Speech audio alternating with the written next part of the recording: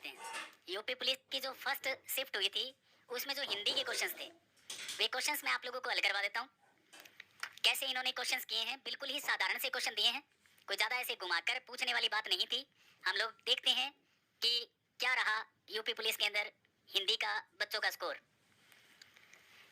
17/2/2024 है, शिफ्ट आपकी फर्स्ट है। फर्स्ट शिफ्ट के अंदर सबसे पहला क्वेश्चन ये रहा है, पता ही होगा सबको ना। ये था कि नलीन और राजीव शब्द निम्न में से किस शब्द के पर्यायवाची हैं। देखो पर्याय इन्होंने पूछ लिया है ना, होना ही था ये। पर्याय, विलोम, समास, संधि कॉमन टॉपिक होते हैं और यहाँ से क्वेश्चंस निकलना ही होता है। तो ये क्वेश्चन था नलीन और यहाँ लिखा हुआ था राजीव। राजीव किसका पर्याय है? कॉमन सेंस की बात है कि जब हम लोग पर्याय करते हैं, जैसे हम लोग ये जलज करते हैं, जलज करते हैं ना, जलज। जलज के अंदर हमने क्या किया, जल प्लस में जय यानी जल में जन्म लेने वाला वही राजीव है, वही नलीन है। तो यहाँ पर सही आंसर क्या होगा? कमल। जिस बच्चे का कमल आंसर था वे अपने नंबर को जोड़ लीजिए, उसका बिल्कुल सही जा रहा है। सेकंड क्वेश्चन की अगर हम बात करें तो सेकंड क्वेश्चन आप लोग ध्यान देना। क्वेश्चन नंबर सेकंड,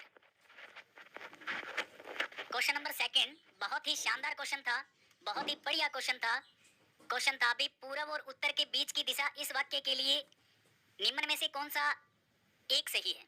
ऐसा था ना, ये दिशाओं का पूछा जाता है बेटा, ये इस तरह से दिशाओं का पूछा जाता है। ये दो चीजें तो हर बच्चे को निकाल कर ही जानी चाहिए। आपकी उंगलियां होती है ना, उंगलियां, इन उंगलियों का हिसाब किताब भी देखना चाहिए कि अनामिका कौन सी है, तर्जनी कौन सी है, कनिष्ठिका कौन सी है, मध्यमिका कौन सी है।